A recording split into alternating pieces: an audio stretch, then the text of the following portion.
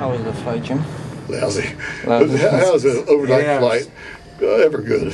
You can't sleep on an airplane. Did you fly from New York or Chicago?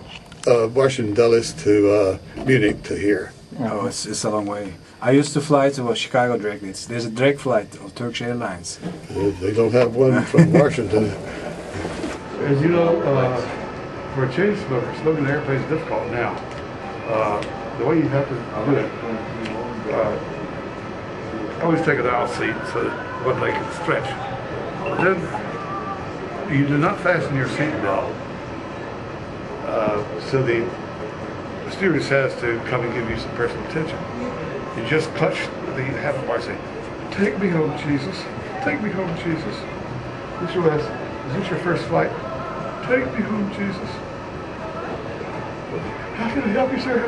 I'm going to need some cigarettes on this flight, so I need to go in the cockpit and help the pilot smoke. Pilots can smoke under, at least under U.S. federal law, in the cockpit. And I followed that debate with some amusement, because this House member, when this stupid-ass bill about no smoking anywhere on the airplane came up, but this one congressman said, "I'm not a smoker myself, but I don't want to be killed and have 100 other people killed on an airplane because the pilot says, I don't give a damn about this fog, I gotta get this goddamn plane down so I can have a cigarette." So I want the pilot to smoke and everybody else to survive that flight. And they passed that exception. So you smoke in the cockpit? Yeah. Veteran newspaper reporter Jim Tucker has been covering the Bilderberg meetings for over 30 years and has physically attended more than 20. There are some Turkish important guys who just sneak in, just like Hillary Clinton did last year. Well, she was invited. No, she's not on the list. She's not invited. No, but I mean, nobody except me sneaks in. You have to be invited. Right, she's invited, of course, but secretly.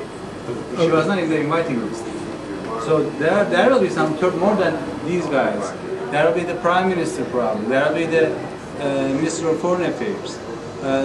I gave a list in the internet, which the possible Turkish list. So probably that's not the exact Turkish list. The ones I gave in the internet probably exactly fit those names. Ali Babacan, Kemal Derviş, Mustafa Koç, and others, the Turkish names.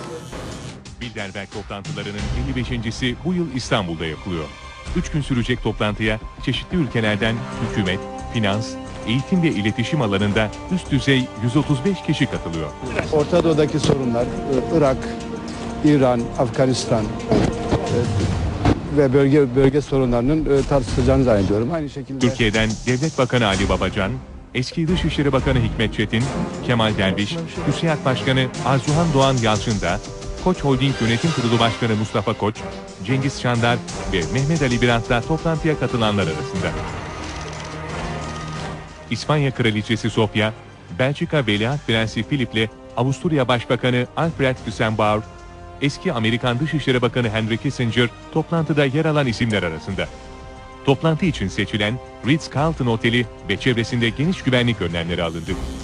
There's a phone for you, James. Jim. What?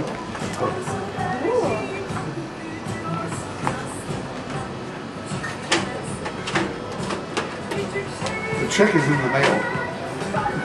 Hello?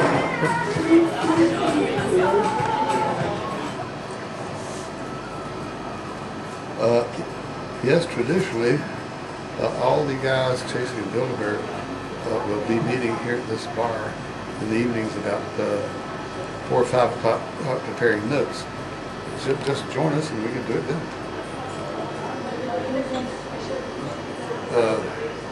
Let's say 4 p.m. Right here at this hotel, in this hotel's bar, on the street level bar.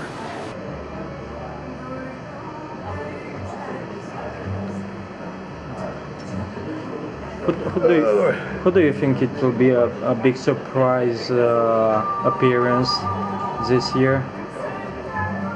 I never know till. In fact, a lot of the 3 or 4 newcomers are actually obscure at the time. They're newcomers, like Bill Clinton in 1991. He was the governor of Arkansas. He made an ass of himself at the '88 convention, nominated Dukakis. his windbaggy speech. And it ran over about 45 minutes when he was supposed to speak for 10 minutes, among the seconding nominations and all that jazz. And when he finally said, and in conclusion, he got a standing ovation for saying, in conclusion, a sneering standing ovation. But in 1991, he's brought to Bilderberg for the first time. In 1992, he's elected president. Governor Rick Perry is visiting Istanbul, Turkey this weekend, but some critics are questioning the company he's keeping. Perry has been invited to attend the Bilderberg Conference. He'll speak to the conference on state-federal relations. The Bilderberg Conference is an unofficial, invitation-only conference of about 100 guests, and those guests include some of the most powerful people from the worlds of business, media, and politics. Critics say Bilderberg only invites people from North America and Western Europe, and the conferences are closed to the public. Bilderberg's defenders say the summits need to be closed so that people of influence can openly share ideas. The critics answer back that the conference's secrecy defeats the purpose of open democracy. The guy I was doing radio interviews with yesterday, you guys jumped in on, volunteered that the governor of Texas was attending. It was reported in the Dallas Morning News. I think that he's probably being chewed out by Bilderberg for being so proud of it that he called a press conference to announce, or had his staff call a press conference to announce he would be attending Bilderberg. He's not supposed to do that. He's supposed to quietly go and quietly come back. And were there any news of any European royals? Queen Beatrix is there. The Crown Prince of Spain is there. The Bilderberg Group consists of the heads of all of the managing roundtable groups that steer individual countries. Picture the elite power structure of the world as a giant pyramid, with only the elite of the elite at the tip top of the capstone.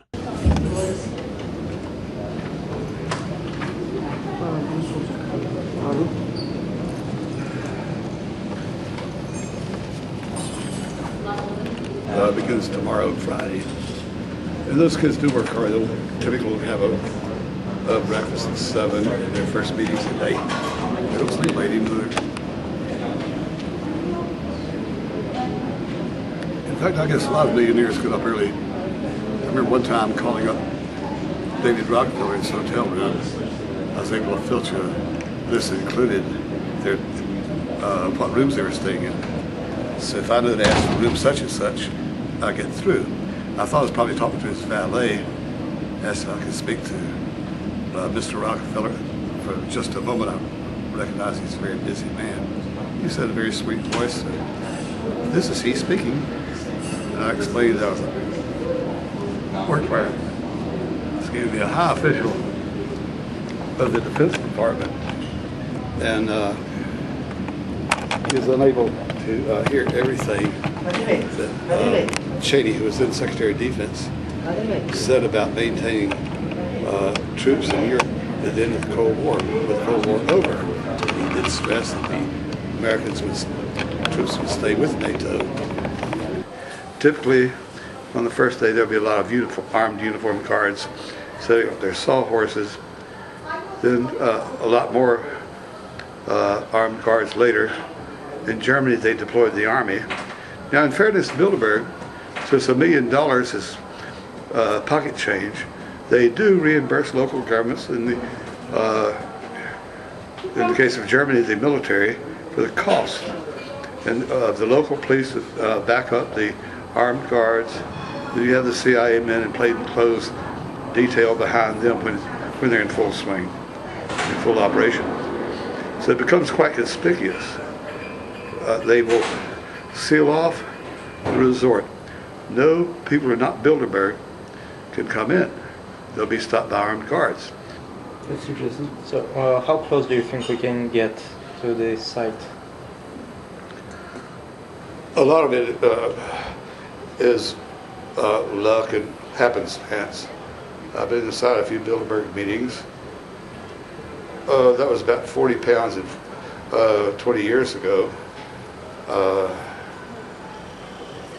They don't like me very much, so they get me out of there pretty quickly. But just They know you, right? they seem to have noticed me. And in fact, when they were meeting that place near Atlanta some years ago, this guy came up and told me, he said, Bilderberg people are very unhappy that you're here. I said, well, they've never been very cordial. Oh, I should mention, a couple of old spooks had volunteered to meet the plane. Their names could not be used. They met my plane. They drove me. They knew all about Atlanta. They drove me to the site of the crime. And when I got in, I was going to stay at the Bilderberg Hotel until everybody has the cash checkout by noon Wednesday. All guests know that. I get a call. But a moment after walking into the room, these two old spooks, the call said, "Oh, you wanted to stay another day? If you just moved down to 120 instead of 116, you can stay another." That sounded like fun. I hadn't even opened my suitcase yet. I hadn't unpacked my other pair of socks. So down to 120 or something like that we go. Then the old spook said, one moment, turned over the couch, cuddles with it, and handed me a bug. The little hotel where we were staying at, Jim and I, out of the 20 rooms, 6 were occupied, 3 by the CIA and 3 by the German Secret Service. That's how serious these people are, and that's how afraid they are of actually what we may be able to reveal and what we actually do reveal publicly about the Bilderberger.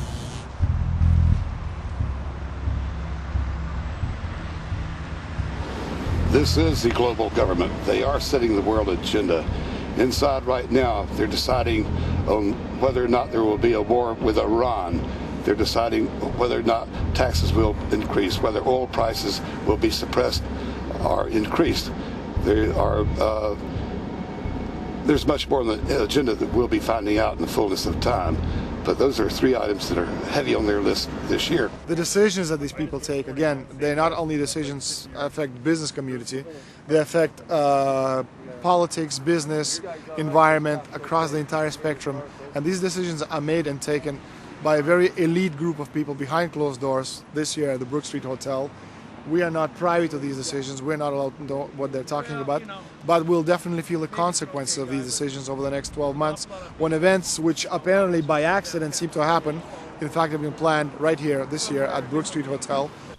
Bilderberg is making great progress toward a world government. They have created a superstate in Europe called the European Union. They are intent on creating a Western Hemisphere Union called the American Union. NAFTA is to be expanded into every country in this hemisphere. As NAFTA expands, it will take on the role of the American Union. Was there any mention about Iran? Iran was discussed. The concern is not just nuclear weapons, but controlling Iranian oil. And Kissinger and others were arguing that all the Middle Eastern states have to get together to help control Iran, keep it from developing nuclear weapons.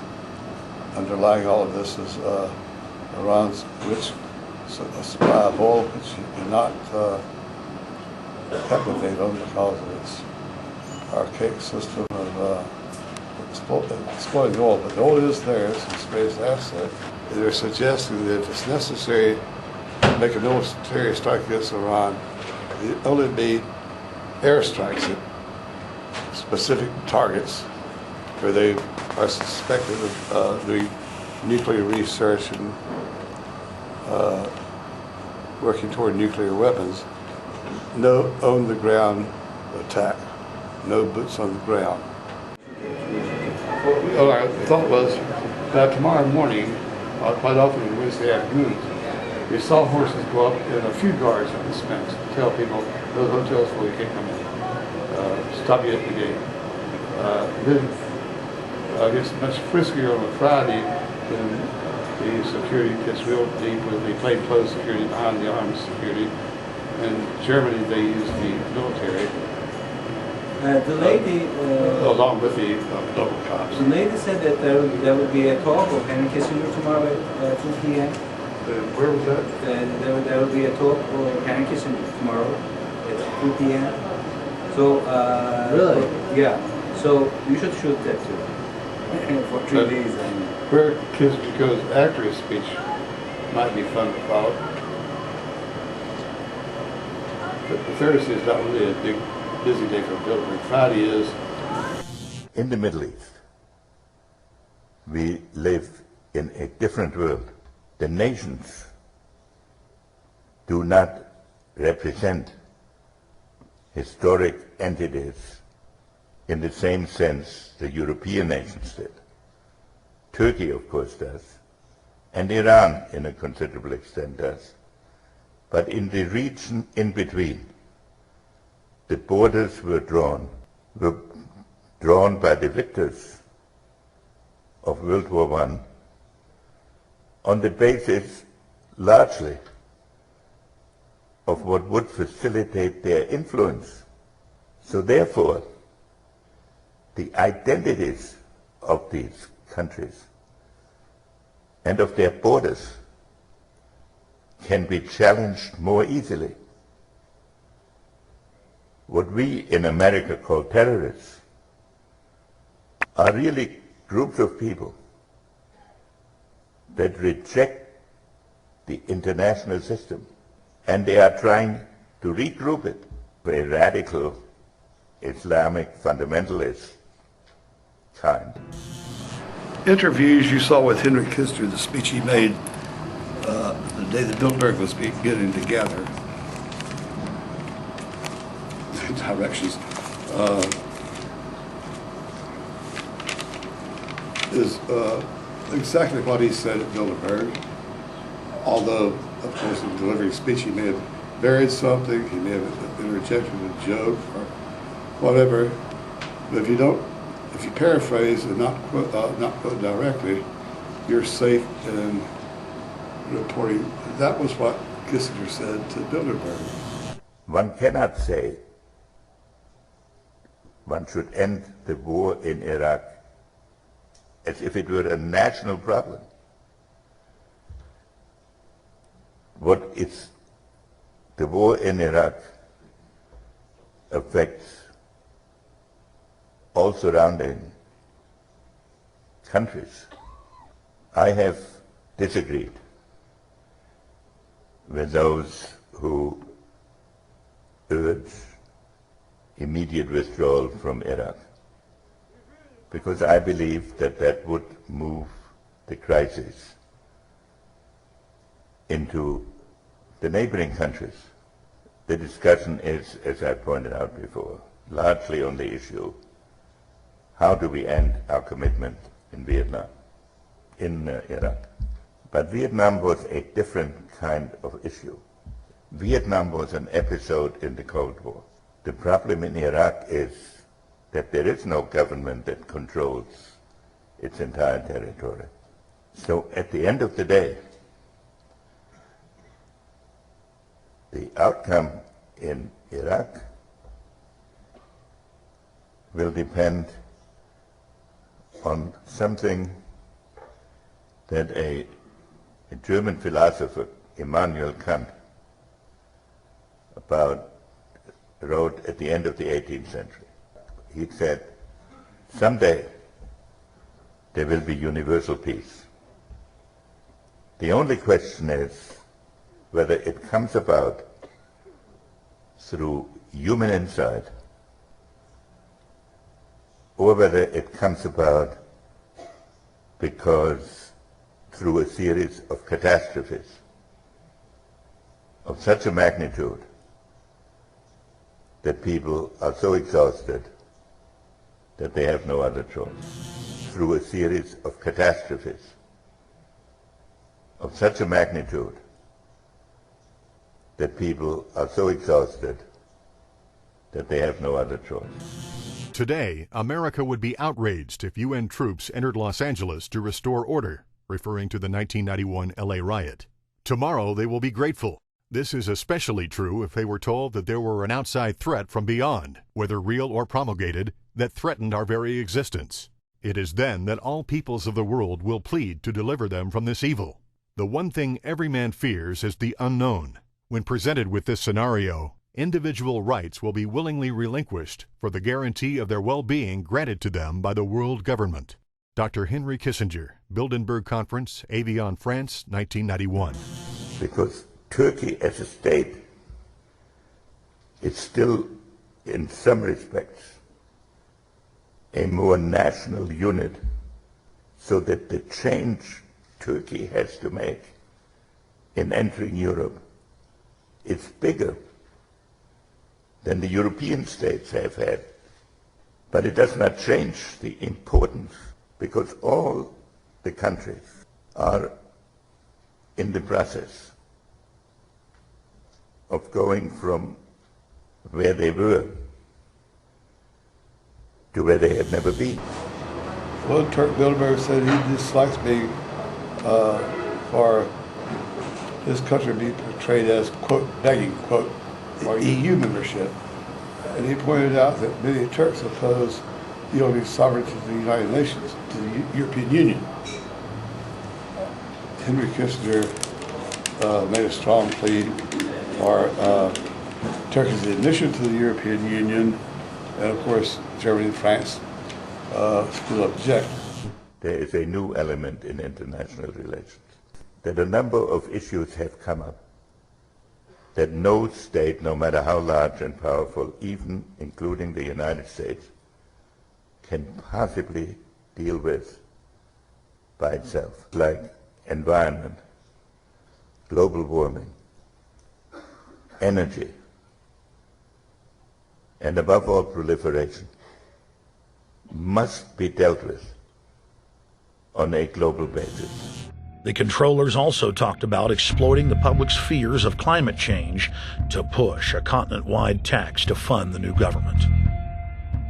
As Bilderberg is gathering here in Istanbul, Bush softened his position on global warming. As you know, the Bilderberg boys years and years ago were among the first to become environmental tree huggers. Not because they worry about dirty water or clean air, but because of the potential for immense profits, as you've all seen them unfolding in recent years, with heavy costs imposed on industry and taxpayers to keep the water clean and keep the air clean. So their motive is purely profits. So their term was, or at least one of the terms used by one of the Bilderberg was surrender, quote unquote, surrender, quote. Bush surrendered on the climate issue. We recognize that we have a problem with greenhouse gases. We agree there is a global threat, it's a serious threat. We agree there is the need to establish a limit to greenhouse gases. We need to discuss the possible pricing of CO2. A global solution to a global problem. If Bilderberg succeeds, America falls. All the victimized countries lose their sovereignty. But by calling for goals, which he did, even as Bilderberg was meeting, I think about May the 30th, first in Washington, he announced that we should have 15 major nations, including India, in his words, to set goals for admission limits by the end of the year 2008, which is, of course, just over a year. The next big surprise is not emerged yet in the mainstream media, but it's going to have to. Bush is going to push the Law of the Sea Treaty, LOST is the acronym. Law of the Sea Treaty, LOST, LOST. Now, this strange sovereignty surrendering treaty would, of course, give the UN and the tribunals and bureaucracies it would set up total control of all their seaways, 70-some% of the earth. Had has everything in it. It has money, it has power, it has socialism, it has national security, world government, oil. It even has global warming. And yet, no one in the media is talking about it. It all revolves around an international agreement called the Law of the Sea, or the Lost Treaty. And even though we've been fighting it off since the days of Ronald Reagan, we are now closer to it than ever before, and the Senate is about to ratify it. The real story is that the only thing that will be lost if this treaty is ratified will be more of our sovereignty. It will kill you, but you never see it coming. They can actually have more power than our own Constitution. In the next couple of days, President Bush is scheduled to resurrect the old Law of the Sea Treaty and ask the Senate to ratify it. He's already written to Senator Biden and asked him to hurry up and pass it.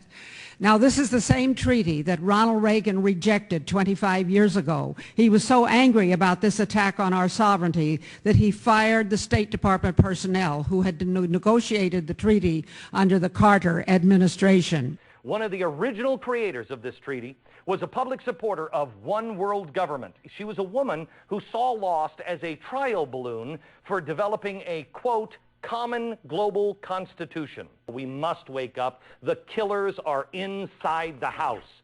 Our country and our sovereignty is being lost to socialists, globalists, elitists, and corporations. And it's happening right in front of our eyes. I know the United States wants to be a constructive part of the international community, and I know that's a lot of the motivation to work with other countries, and our role and responsibility in this world is very different than any other country, and the expectations of us are very different, and the need to act independently, as we have seen many times in the last decade, is very important not only to us but the world itself. I believe that was Reagan's philosophy. I've heard him quoted today. It's interesting, his diaries have come out, and he said on Tuesday, June 29th of 1982, decided in the National Security Council meeting, will not sign Law of Sea Treaty even without seabed mining provisions. And he wanted us to go along with the treaty, obviously, and work with the international community, but recognize the dangers of signing up to this. I think the question before us is, do we want to submit the United States to another international body? But I think it is unreasonable for us, as we look at the other bodies that we're a party of, to submit ourselves again to an international group. I think America and our fellow countrymen are deeply sensitive about it now. We saw that during the immigration debate. The emails and phone calls we got, a lot of them had nothing to do with immigration. They were concerned about our sovereignty, our borders. They were concerned about Congress not acting in their best interest and not really trusting us to act in the best interest. All of us get emails and phone calls about the North American Union that people are concerned about, or the NAFTA highway. And I would just contend to all of you, as we move forward with debating this, this is not a good time to bring something like this back up in front of the American people. If the Senate ratifies this treaty, it will in effect constitute a financial bailout of a failing and dysfunctional UN bureaucracy. It would be a gross dereliction of duty for the United States Senate to vote on this treaty without getting to the bottom of the allegations of corruption and mismanagement in the ISA. History of the treaty goes back quite some years. Enough nations ratified to make it a treaty. It was very easy for a lot of countries. Reagan, in 1982, President Ronald Reagan rejected it with contempt. President Bush the elder, the Bush 41, La Falla. Then President Bill Clinton moves up as the Bilderberg to the 1991 meeting in Baden-Baden, Germany. He signed the treaty and was ready to send it to the Senate for ratification until a test vote. The Senate gave out 95 to nothing in opposition to the Law of the Sea Treaty. So he pulled it back, knowing that it obviously would be defeated if he submitted for ratification. Now, Bush is going to submit the treaty to ratification. Some of his aides are saying Well, he's already asked the Senate Foreign Affairs Committee, his close advisors, high officials, quietly asked the Senate Foreign Affairs Committee to ratify the treaty. Bush will have to come forward at some point and publicly urge the Senate ratification. How close do you believe we are, Senator, to losing America as we know it? We stopped it in 2004 only because no one knew what it was. It passed the Senate Foreign Relations Committee 16-0. So it would have been ratified, but we stopped it by having hearings. Recently, some senators thought they could reform immigration when the American people weren't looking. Fortunately, we found out in time how bad such reforms would be for us and for our country. Now, some senators think they can sneak a treaty past the American people that will have even more serious costs for our country. Ronald Reagan understood these dangers and rejected the Law of the Sea Treaty 25 years ago.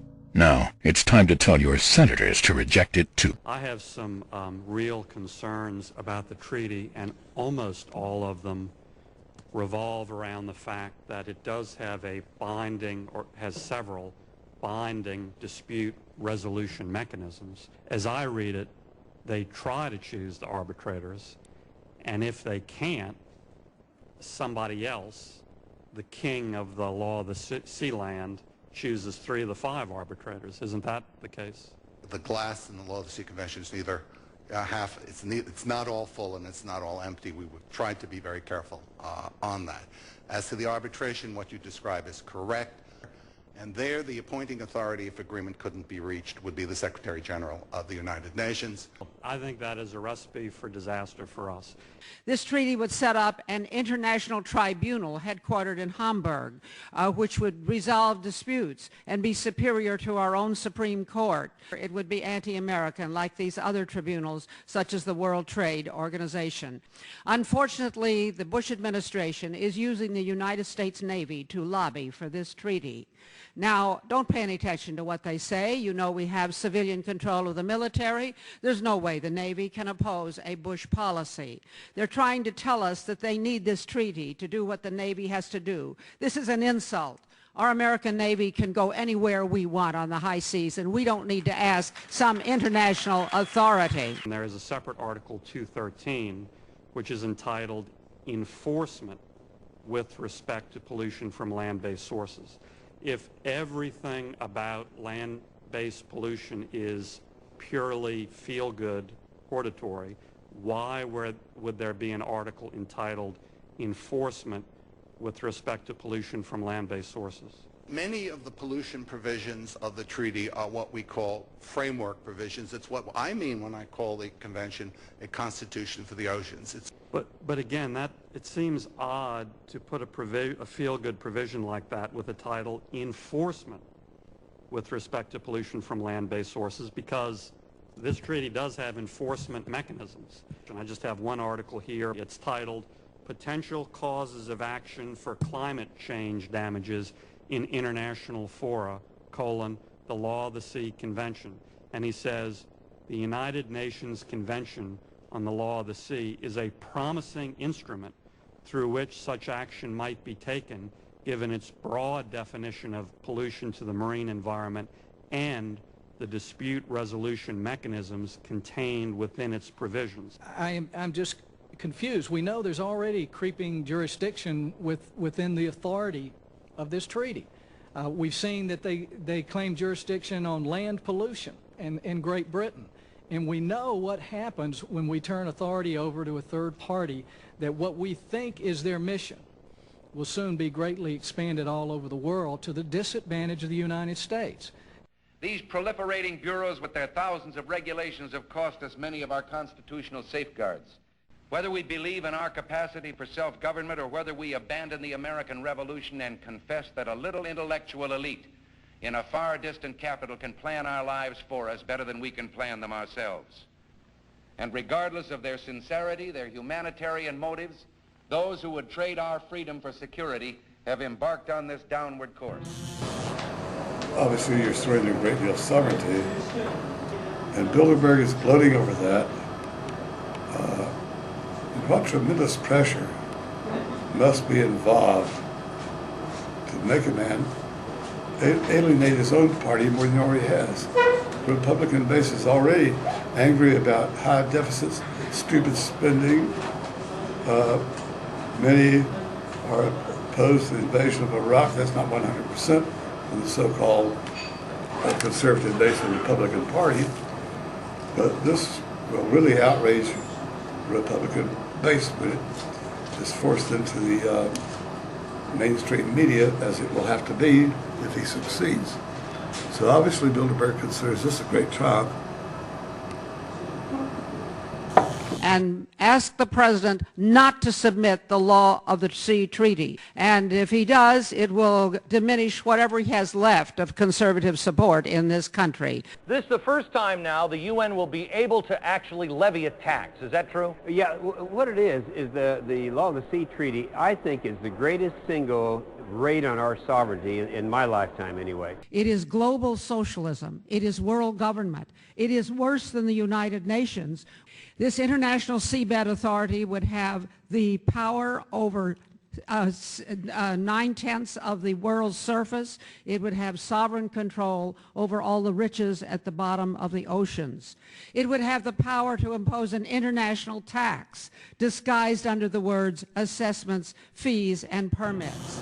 A little bit of history. It was about 1982 or 1983 when Bilderberg's junior varsity, as you know as well as I do, the Trilateral Commission is a junior varsity. There's interlocking leadership. Peter Sutherland and Henry Kissinger on the governing boards of both groups. It was created by Rockefeller to include the Japanese and other Asian and Oriental countries. And their meeting involves slightly more than 300 people a year, triple that of Bilderberg. But they have the common agenda. The Trilateral Commission met in San Diego about 1982 or some such year, a long time ago. Gasoline prices was in the all-time high. And the Europeans demanded the United States increase gasoline taxes by 10 cents a gallon. The meeting ended on Monday morning with farewells.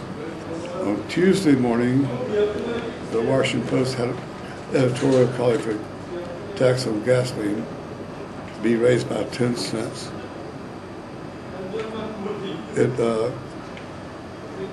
It passed. Americans paid. And as you know, Washington Post is a stepchild of Bilderberg. The publishers of the Washington Post, since late old man Graham bought it in 1948, have not missed a Bilderberg meeting since 1954 when they first called themselves Bilderberg.